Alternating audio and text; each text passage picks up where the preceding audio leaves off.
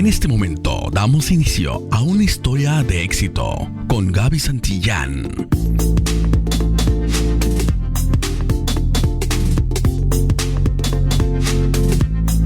Hola, ¿qué tal? Bienvenidos nuevamente aquí a la radiola 26.com y a las historias de éxito. Estoy feliz porque nuevamente tengo a la doctora Ana Gil. Bienvenida, doctora. Gracias, Gaby. Muchísimas gracias por la invitación. Pues ahorita vamos a platicar de un tema muy padre ahorita para los venezolanos.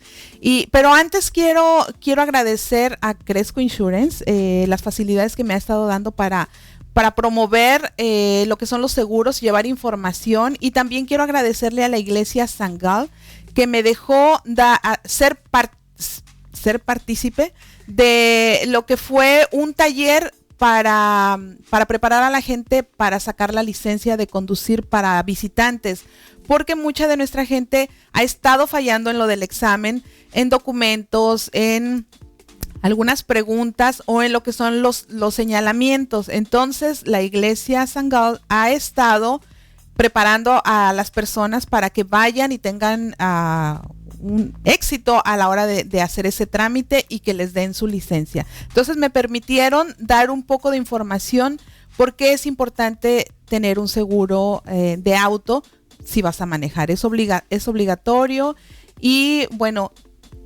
si tú estás interesado en tener una cotización, dame la oportunidad de hacer la cotización. Mira, lo mejor que puede pasar es que te diga, tengo un mejor precio para ti. Y lo peor que puede pasar es que te diga, pues sabes que estás pagando el mejor precio, quédate donde estás. Y los expertos en finanzas te recomiendan que cada 2 o 3 años busques otro precio en otra compañía, porque a veces puede haber por ahí un descuento que no se te está aplicando. Así que si necesitas una cotización, llámame al 312-753-9000. 312-753-9000. Y bueno, pues regresamos acá con nuestra invitada, la doctora Ana Gil. Y doctora, felicidades, muchas felicidades, pues de esta humilde servidora para todos los venezolanos. Ahora sí que usted ahorita está representando a todos los venezolanos que tuvieron un triunfo. Cuéntenos. Bueno, en primer lugar, gracias por de nuevo estar aquí. Me encanta estar contigo, Gaby, porque tú eres una mujer emprendedora y las mujeres emprendedoras realmente merecen mi respeto, y sobre todo cuando somos latinas, que hay muchas cosas que en este medio nos favorecen, pero también son adversos a lo que somos, a veces, ¿no? Sí, a veces sí, se nos hace difícil. Pero yo creo que en las dificultades es donde hemos tenido más éxito, ¿no? Sí, cada vez que se nos presenta algo. Sí, como bien lo dices, Venezuela acaba de tener unas elecciones y es necesario, estoy sintiendo la necesidad de explicar, porque hay muchísimas personas me llaman y me han dicho, ay, ganaron las elecciones, ahora todo va a cambiar, ay, ganaron las elecciones, pero ¿cuál es el significado de lo que sucedió en Venezuela? Entonces, allí es donde está de lo que vamos a conversar. Yo, definitivamente, como venezolana, pues siento un gran alivio. No es tan solo sentirme feliz, pero en primer lugar es el alivio de ver que después de 18 años se logró concretar un primer paso que va a llevar a la oposición venezolana a lo que es algo más como es la presidencia de la República. No nos olvidemos que todavía en el mandato está lo que llamamos el oficialismo, el chavismo, madurismo, y que ellos tienen 18 años en el poder y han sido poderes que de alguna manera han estado concentrados, donde no ha habido ninguna participación en ningún momento de la oposición venezolana, porque se le ha negado, el mismo gobierno ha negado la diversidad, ¿no? Y en eso debe estar realmente consciente el público que nos oye. En Venezuela, hace 18 años ganó el presidente Hugo Chávez, que en la actualidad está muerto. Se murió Chávez hace unos cuantos años atrás, unos 4 años atrás.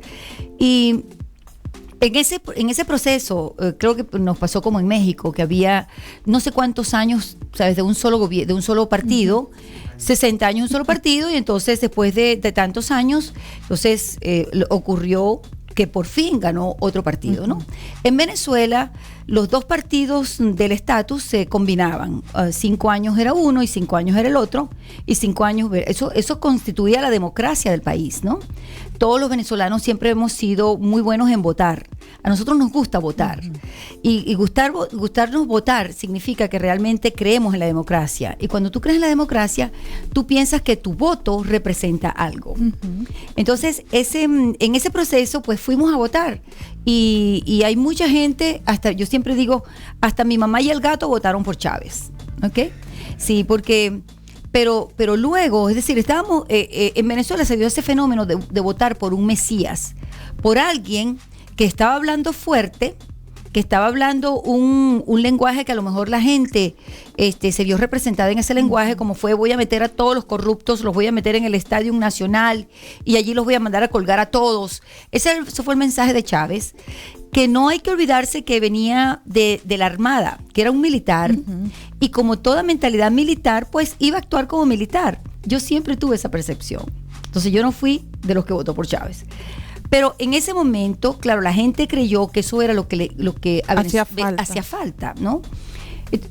Pasaron algunos años, no años, en meses, ya a los 6, 7 meses, muchísimos de los partidos que apoyaron a Chávez dejaron de apoyarlos, porque se dieron cuenta que la realidad era otra. Es decir, que estábamos ante la presencia de un individuo que llega cambiando la Constitución, que se niega en primer lugar, cuando lo fueron a juramentar, a poner la mano en la Constitución para juramentarse. Porque desde allí ya dijo: esta es una Constitución moribunda. Entonces él se niega realmente a juramentarse con la Constitución de Venezuela. A los pocos meses hace el cambio de la Constitución, se crea una constituyente, cambian todo lo que es la Constitución. Y la Constitución realmente, cuando se lee esta nueva Constitución, es una Constitución que está como adaptada y adecuada a lo que Chávez quería como país. ¿Okay? Entonces, en esta Constitución también hay que decir si hubo mucha participación. Algunos especialistas o constitucionalistas tuvieron intervención en la Constitución, etcétera. Y en ningún momento la Constitución habla de palabras como revolución, habla de palabras como socialismo, habla de palabras como comunas. Nada de esos términos aparecen en la Constitución. Entonces, esos fueron los términos que a largo plazo luego Chávez adopta en su léxico cuando le habla al pueblo y le dice que estamos en revolución, que estamos en el socialismo del siglo XXI, cuando eso realmente no se puede legitimar porque no forma parte de la Constitución del país. Durante todos estos años siempre han habido cantidades de elecciones y siempre la gente me dice, pero bueno, Ana, pero es que todas las elecciones las ha ganado el presidente Chávez. Y viendo la actuación, el comportamiento del gobierno socialista o del socialismo del 21, como él lo llamaba, que pasó a ser luego un comunismo, entonces viendo el número tan grande de presos políticos porque hablaban y porque decían algo distinto a lo que el gobierno, es decir, cuando tú empiezas a ver que la libertad de expresión comienza a ser cercenada, comienza a ser realmente destruida, ya tú dices que estás ante la presencia de un gobierno que no es democrático, porque nosotros que vivimos en democracia en Estados Unidos sabemos que aquí podemos comparar dos detergentes en la televisión y sin embargo no tenemos sanción por eso, ¿verdad? Entonces, tenemos una libertad de expresión. Ahí tenemos a Trump hablando por todas partes, todas las sandeces del mundo, hablando cosas, ¿sabes?, de nuestros hermanos musulmanes, sin tener una interpretación real de lo que es el islamismo, desconociendo pues el trabajo tan maravilloso y tan productivo que han hecho los mexicanos en este país. Y sin embargo, tienen los derechos a hablar, porque hay libertades de expresión. Eso no se puede hacer en Venezuela. No con el régimen chavista, y luego de la sucesión muere Chávez y le pasa el gobierno, él apunta con un dedo quién lo iba a suceder. Y ese fue Nicolás Maduro, que en la actualidad es el presidente. Estas 19 elecciones anteriores, sí es verdad que las han ganado, pero la única elección legítima que realmente ganó Chávez fue la que lo colocó como presidente. Porque inmediatamente después el Consejo Nacional Electoral, que es la estructura que regula lo que es los procesos electorales en el país, como lo tiene cada país, tiene un nombre distinto, el Consejo Supremo Electoral en algunos países, etcétera. Allá se llama Consejo Nacional Electoral. Ese Consejo Nacional Electoral está conformado por 5 individuos, y de esos 5, solo uno pertenece a partidos de oposición, porque 4 son del partido de gobierno. Entonces, ante eso, lógicamente, exacto, a la hora de votar tú dices, pero bueno, claro, que es, ya, o sea, ya está, de entrada ya está perdido, ya que se puede hacer. Después de eso modificaron todos los procesos electorales y crearon este sistema computarizado, que inclusive se le vendió a Chicago en una oportunidad, y eso es bien importante que se sepa. Hace unos años atrás, este sistema de computación se le vendió a Chicago para unas elecciones de concejales. Y cuando hubo esas elecciones de alderman, hubo tantas fallas en el sistema electoral que a veces la persona que votaba por un lado le salía la boleta electoral con un voto que no era del que había emitido. Porque ahora sí que, como dice el gringo, ¡oh my God! Exactamente. Entonces, esa compañía que se llamaba Sequoia fue una compañía que fue creada por el gobierno venezolano, dueños del gobierno venezolano, dueños de la compañía, y lógicamente es como comprarse y darse el vuelto. Yo tengo la compañía produce las máquinas de votación, es decir, el proceso computarizado. Por supuesto, el que va a votar, entonces yo también me doy el vuelto. ¿Puedo yo perder elecciones? No las voy a perder. Porque no sabemos exactamente, no sabemos cuál es el porcentaje de votantes que a la larga se meten. Y bueno, ahora, con procesos electorales como los de Venezuela, siempre se ha dicho, bueno, porque el Consejo Nacional Electoral dice, porque ese es el sistema computarizado más efectivo de todo el planeta Tierra, es ese, ¿no? Pero entonces resulta que cuando países como Colombia, que tienen una votación tipo manual, a las 2 horas Colombia tiene los resultados de todo un país que es mucho más grande que Venezuela. O Argentina, un proceso electoral también manual. Entonces, a las 2 horas tenían el resultado electoral de inmediato. Pero en Venezuela, en ninguno de los procesos electorales, siendo computarizado, que pudiéramos tenerlo a los 10 minutos, se logra tener resultados, sino que todavía se deben los resultados de todas las elecciones pasadas. Híjole. Entonces, sí, claro. Ahora, ¿cuál es el significado de esta elección? Entonces la gente me dice, Ana, pero bueno, felicitaciones. Sí, lo que pasa es que este es el primer paso. Este es un primer paso que se dio porque hubo partidos, micropartidos, partiditos, como los llamo yo, todo lo que sea, que se unieron para formar algo que se denominó la Mesa de la Unidad Democrática. Entonces, todos esos partidos llegaron a ponerse de acuerdo y decir, bueno, realmente ante la maquinaria electoral y la cantidad de dinero que tiene el gobierno, la cantidad de neveras y cocinas y todo lo que están regalando, de los carros que están dando, etcétera, ante esta maquinaria lo único que podemos hacer es unirnos. Y eso se dio. Entonces quiere decir que este triunfo sí tiene que ver con un trabajo del pueblo, de organizarse, de poner hasta dinero de su bolsa, de desvelos y de pasar información para poder tener ahora este triunfo. Sí, claro.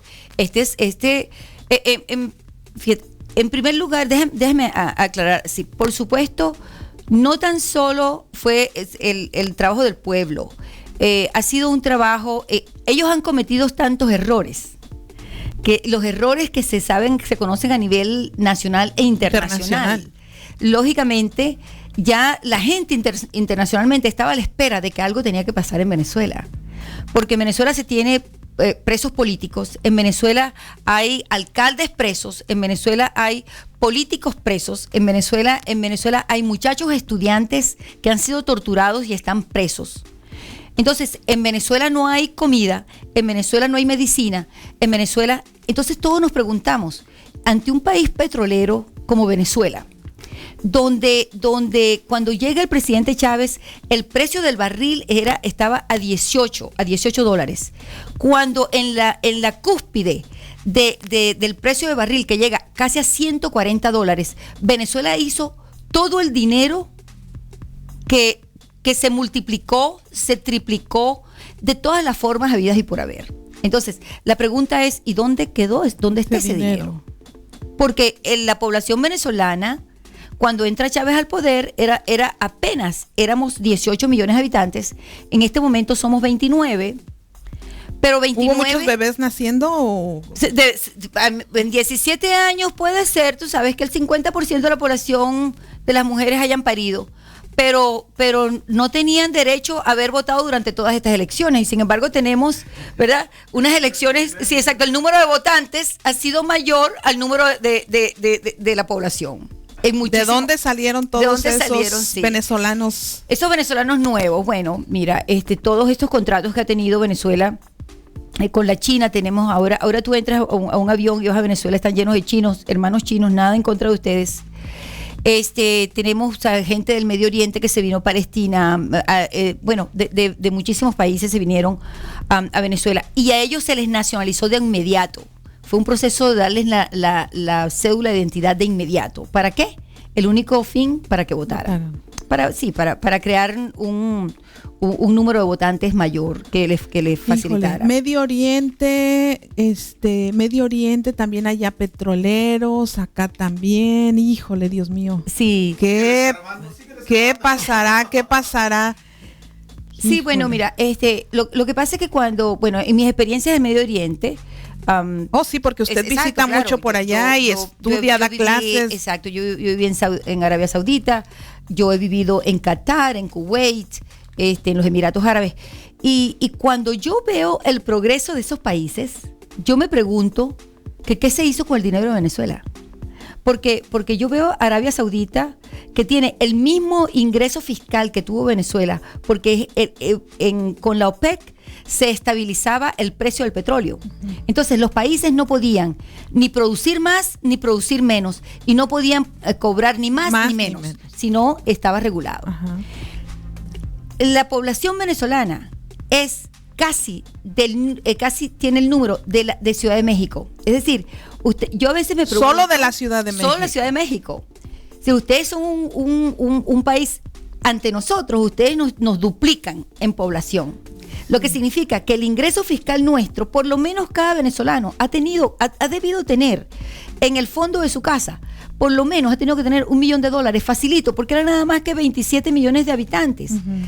Y Venezuela ha hecho 800% más en dinero que lo que hizo en todos los 40 años previos de la democracia. Uh-huh.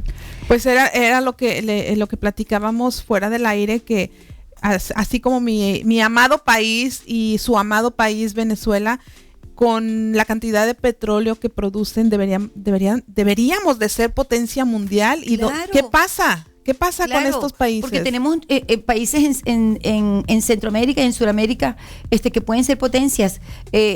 México es uno, Ecuador también tiene petróleo, Colombia tiene petróleo, es decir, Brasil tiene petróleo, Venezuela es el quinto país petrolero del mundo. Lo que no ha habido es administración, y lo que no ha habido es liderazgo, y lo que no ha habido es honestidad. Es lo que ha abundado exactamente es la ambición de unos cuantos. Uh-huh. Y sobre eso, ¿qué hace el pueblo? Si le dan nada más migajas. Exacto, eso es lo que hace. Promesas, migajas. Promesas. El gobierno venezolano, por ejemplo, creó un mundo absolutamente de vagos, porque no se les dio de trabajar, si no se les puso a trabajar, no se les creó mecanismos para el trabajo, sino cuando vemos que 7,000 empresas de Venezuela se salen de Venezuela. Esa es otra de las preguntas. ¿Por qué la gente rica se salió y abandonó a su pueblo o a su gente? Y usted me estaba compartiendo, no es que no se haya salido la gente, sino que las empresas, ¿qué hicieron las empresas? Bueno, en Venezuela ocurrió este fenómeno. Nosotros En América Latina, históricamente, nosotros hablamos de clases sociales, más que de razas. ¿Okay? Entonces, las clases sociales siempre han sido la clase rica, que es la clase poderosa, y después tenemos la clase media y la clase pobre, ¿verdad? En Venezuela, esa estrata social también ocurre de la misma manera. Entonces, algunas familias tenían mucho, ¿okay? Familias de abolengo, con apellidos, como ha ocurrido en México y ha ocurrido en todos los países latinoamericanos, y eso es bien español. Y no tan solo español, eso también es árabe, porque no nos olvidemos que los árabes estuvieron 800 años en España, sí. Y después de España vinieron los españoles con todas sus costumbres a Latinoamérica. Ajá. Bueno, en Venezuela, la clase media era la clase profesional, la clase trabajadora, los maestros, los profesores de las universidades, los médicos, es decir, una clase trabajadora que era una clase social, la clase media era una clase bien, bien ancha, mientras que los ricos eran un segmento pequeño de la población y los pobres otro segmento pequeño de la población. En este momento, en Venezuela desaparece la clase media, hay un nuevo riquismo constituido por el gobierno, ¿verdad? Por los que militan el gobierno y los que están cercanos al presidente. Y entonces tenemos lo que es... Ay. Y entonces tenemos lo que es la clase pobre prácticamente se unió a lo que es la clase media. 7,000 empresas salen del país. ¿A quién emplean las empresas? A la clase media y a la clase pobre, ¿verdad? Si ya yo no tengo esas empresas, ¿por qué se van las empresas del país? Bueno, porque el gobierno comienza a expropiar empresas. Entonces, una empresa como la empresa arrocera venezolana, el gobierno dice, queda expropiado porque ustedes están explotando a los trabajadores, y entonces se queda con la empresa, hace a los trabajadores y que dueños de la empresa para que continúen produciendo. Los administradores de la empresa se van. El gobierno no les pagó a los administradores la infraestructura de lo que fue la empresa, pero a los trabajadores no se les dijo cómo les iban a administrar. Y por lo tanto, históricamente hemos visto que el trabajador sabe hacer su oficio, pero si tú no le dices, ahora que eres dueño, ¿cómo lo vas a hacer? Entonces, todas esas empresas que pasaron a formar parte de lo que es ahora el populismo, ahora la empresa pertenece al trabajador, resulta que quebraron todas, porque los trabajadores no supieron administrar las empresas. Entonces, claro que se tienen que ir. Si tú me dices a mí que yo voy a invertir en Venezuela y yo no tengo seguridad jurídica para mi empresa, pues yo no pongo ni un penny en una empresa en Venezuela. Voy a buscar seguridad en otro lado. Tengo que buscar seguridad en otro lado, porque si yo lo pongo en Venezuela, pues el gobierno puede en cualquier momento, cuando se le antoje, después que tú has producido, después que lo has puesto bonita y después que has dado, entonces ahora me quedo con eso tuyo. Para nada, porque tenemos entonces elefantes blancos, cascos solamente de esas empresas, porque las empresas dejaron de producir. Lógicamente, de allí viene carencia de alimentos, carencia de todo tipo de ropa, producto, de ropa, de medicina, de todo. Entonces las carencias son muy grandes. Cosas básicas como el papel, jabón. Como el papel toalé, el jabón. ¿Y por qué? Porque ahora se tienen que traer del exterior. Venezuela no produce absolutamente nada. Venezuela todo se trae de afuera, se exporta. Entonces, claro, la cantidad de líneas de gente que tú ves, que cuando se les tocó el estómago, que cuando supieron que tenían que pararse a las 4 de la mañana para ver si podían conseguir 1 kilo de azúcar o 1 kilo de arroz, esa fue la gente que votó en contra del gobierno. Ahora, la alternativa, vinieron las elecciones de la Asamblea Nacional. Quiero aclarar que la Asamblea Nacional es el Congreso. Era Congreso hasta que llegó Chávez. Y Chávez transforma en la Constitución, transforma el Congreso Nacional en Asamblea Nacional, como lo hizo Cuba. Entonces nosotros tenemos Asamblea Nacional. En la Asamblea Nacional se eligen, todos los que se elijan son diputados. No hay diferencia entre diputados y senadores porque ya no existen las dos cámaras. Entonces todos son diputados. Para ganar, el número completo son 167 diputados. ¿Ok? Ese es el número completo de la Asamblea Nacional. La Asamblea Nacional estaba en manos absolutas del oficialismo, del partido de gobierno. Y lo que acaba de ocurrir es que el pueblo, al votar, entonces vota y votó y le concedió a todos los diputados de los partidos de oposición, les dio los curules que necesitaban ahora para regular lo que es la Asamblea Nacional.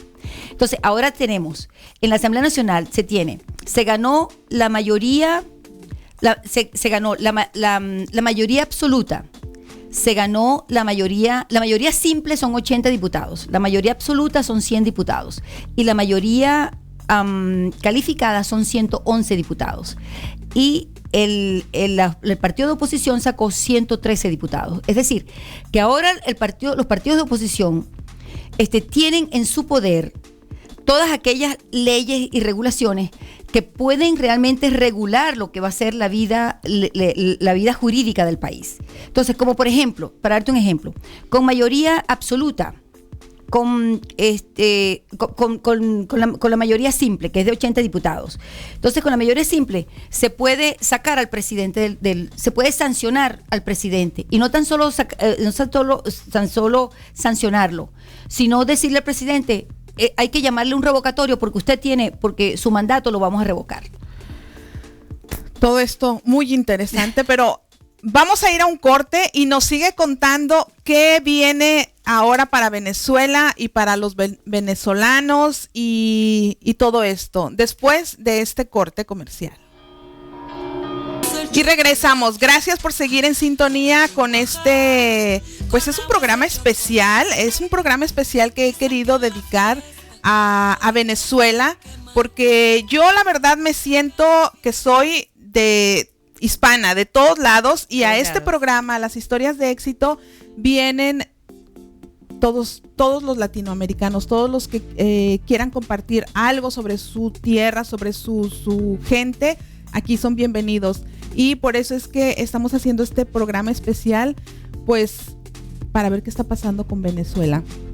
Quiero agradecerle públicamente al cónsul Carlos Valera, que me consiguió estos libros de una conferencia a la cual me invitaron, y el doctor José Batista nos dio una súper conferencia hablando de los pueblos latinoamericanos, o de todos los gobiernos, pero en especial de nuestra gente, y me ha hecho, fueron 4 libros los que me regaló. Estoy comprometida a leerlos, porque habla mucho acerca de nuestros niños en Latinoamérica. Entonces, pues al doctor José Batista, gracias por escribir y por esa conferencia, y al cónsul Carlos Valera, gracias por conseguirme los libros. Muchísimas gracias.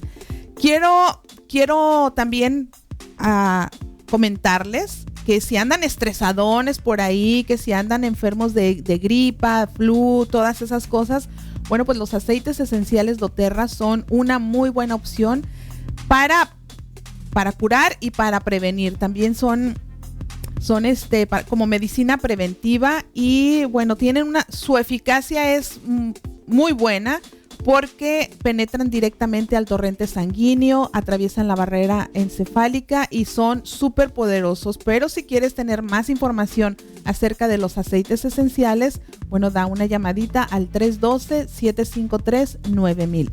312-753-9000. Y seguimos con Venezuela. Seguimos viendo... se salió mucha gente productiva, muchos maestros, porque yo sé, y algo que yo admiro mucho de los venezolanos es que su mentalidad es estudiar primaria, secundaria, preparatoria, y a qué universidad vas a ir. La mayoría de las personas tienen como meta de vida ir a la universidad. ¿Qué pasa con la educación? Mira, me alegra que lo menciones, porque recientemente hubo un estudio que se realizó en Estados Unidos primeramente, y los resultados que dieron, se decía que la inmigración más más educada en términos de los grados académicos. Era que le había venido recientemente a Estados Unidos, había sido la inmigración venezolana. Y claro, es una tristeza a la vez, porque apenas en el mes de noviembre del año pasado se contaban 700 profesores universitarios de la Universidad del Zulia, una de las universidades eje del país. 700 profesores se fueron del país. Cuando tú tienes 700 profesores de 1,000 profesores de una universidad saliéndose del país porque no le ven futuro a sus hijos, porque no le ven futuro a sus vidas por la inseguridad. No nos olvidemos que Caracas solamente es la segunda ciudad más violenta del mundo. Entonces, en Venezuela, en estos 17 años del chavismo, de chavismo, madurismo y castrismo, porque lo tengo que decir así, hemos tenido más de 300,000 muertos por asesinatos. Entonces, cuando yo oigo los números en México, cuando yo oigo los números en Honduras, pero cuando oigo los números en Venezuela, entonces yo me pregunto, lógicamente, si yo no tengo la seguridad para mi familia, yo tengo que salir del país solamente para tratar de salvar a mis hijos. Así. Entonces, solamente aquí en Chicago te puedo decir que hay un instituto que ayuda un instituto de formación para médicos, donde los médicos se preparan para presentar creo que son 7 pruebas que tienen que hacer antes de entrar a los hospitales en Estados Unidos. Como residentes. Eso no indica que van a entrar ya como profesionales, sino como residentes. Y 210 son venezolanos. Solamente el año pasado del país se salieron 10,000 médicos venezolanos. Entonces, y no es que se están saliendo porque se quieren salir, sino porque no hay futuro en el país. Exacto. No hay futuro se les están yendo los doctores, los maestros. Casi los ingenieros. Es decir, y los ingenieros están distribuidos por todo el mundo. Colombia recientemente sacó un anuncio, una de las compañías de petróleo decía: gracias Venezuela por habernos enviado todos sus ingenieros, porque ahora la producción nuestra se ha triplicado, no sé qué. Entonces, fíjate, lógicamente sí, ¿no? Claro, el beneficio estamos dándole el beneficio a otros países y no es malo, pero lógicamente, ¿qué es lo que va a ocurrir? ¿Qué es lo que está ocurriendo en el país? Bueno, ¿quiénes se están quedando atrás? Entonces, ¿cómo vamos a reconstruir el país? El problema es ese, el problema es la reconstrucción de un país que está en la hecatombe, o sea, un país que está destruido. Entonces, esto no es sino la primera oportunidad, esto es el primer paso que se dio, que es muy importante, porque hay una ganancia absoluta de la Asamblea Nacional, donde una de las primeras cosas que tiene que hacer la Asamblea Nacional es la ley de amnistía para los presos políticos, y ya con la mayoría simple lo puede hacer, puede solicitar la liberación de los presos políticos. Con la mayoría absoluta puede solicitar que todo el Consejo Nacional Electoral sea revocado. Con la mayoría calificada puede solicitar un revocatorio del presidente, llevarnos a una nueva elección presidencial que va a ser, que probablemente tiene que ser al cumplir el presidente 3 años de funciones, como lo es en el mes de abril, y entonces abrir la esperanza en Venezuela, ver si logramos, entonces, profesionales como yo, o profesionales, miles de profesionales en todas partes del mundo, a ver cómo hacemos para colaborar, para contribuir desde donde estemos, por lo que es la recuperación de un país que en 17 años realmente se perdió. Híjole, pues está, por una parte es la alegría, la algarabía de que ganaron la oposición, bueno, sí, la ustedes, Nacional, sí, exactamente. Ustedes, sí, la oposición. Ahora sí que la legión del bien, la legión del mal, ya están ustedes, pero no es cosa fácil, no todavía hay que limpiar muchas cosas por ahí. Hay mucho camino por recorrer. Mucho por hacer, pero como usted dice, todos los que estén fuera y que dejaron familiares, amigos, alumnos, lo que sea, van a estar ayudando y apoyando, y pues yo no deseo más que para Venezuela y para todo el resto del mundo el bienestar del ser humano. Que tengan tranquilidad, paz mental, porque es lo primordial para un ser humano. Sí hace falta comida, doctores, educación, pero el sentirse, el que una persona se sienta segura, eso es lo que yo deseo para los venezolanos en especial y por este programa y mucho más adelante, pues para todo el resto del mundo. No deseo más que estén bien y pues viene trabajo y tarea, mucho por hacer, pero todo va a salir bien porque lo más difícil ahorita ya lo hicieron. Y bueno, quiero agradecerle su visita, quiero agradecerle que nos ilustre con todo esto que está pasando, que se preocupa por su gente y que yo sé que usted va a ser una de las que va a estar empujando a que todo esto se haga porque usted ama a su país, ama a sus connacionales y a ellos, por favor, denles un mensaje. Mira, estamos ante la llegada, ante la llegada del niño Jesús, ¿no? Porque para los que somos cristianos, y Venezuela es un país católico. Y en Venezuela nosotros hemos abierto las puertas de la esperanza. Y esas puertas de la esperanza le estamos dando la bienvenida a un año que se nos acerca, que con muchísima alegría y con muchísima preocupación también. A mis amigos y a mis coterráneos venezolanos en el exterior, que somos millones, ya estamos vislumbrando hacia dónde queremos ir, porque cuando salimos de nuestro país, no salimos para quedarnos, salimos para regresarnos. Y yo creo que se está llegando la hora de la reconstrucción del país. Y así va, y poco a poco lo vamos a lograr. Desde afuera, desde donde estemos, desde nuestras profesiones, desde nuestro tipo de trabajo distintos, con el amor de todos los inmigrantes. Cuando salimos de nuestro país, salimos siempre con la esperanza de regresar. Y formamos familias en otros sitios, pero nuestras raíces, nuestro corazón se queda en nuestro país. Y hacia allá, desde donde estemos, vamos a continuar en esta lucha que va a ser ahora una lucha de mucha esperanza. Entonces, a mis coterráneos y a mis amigos latinoamericanos, aquí en Chicago ha sido tremendo lo que ha sido la solidaridad. Nosotros hemos tenido la comunidad latina de Chicago es una comunidad solidaria. Sí, es una comunidad solidaria y a mí eso me encanta porque realmente siempre cuando hemos tenido dificultades en cada uno de nuestros países, siempre volteamos hacia ellos. No damos la espalda, siempre estamos viéndonos de frente. Entonces, feliz Navidad, feliz año. Feliz Navidad, feliz año. Muchas gracias por sus palabras, me conmovió mucho y no me equivoco, sé que la doctora Ana Gil, con toda su sapiencia, nos va a ayudar, nos va a guiar, y no solo a Venezuela, ella siempre está haciendo mucho por otras naciones, así es de que muchas gracias por venir, gracias por ser usted tan real.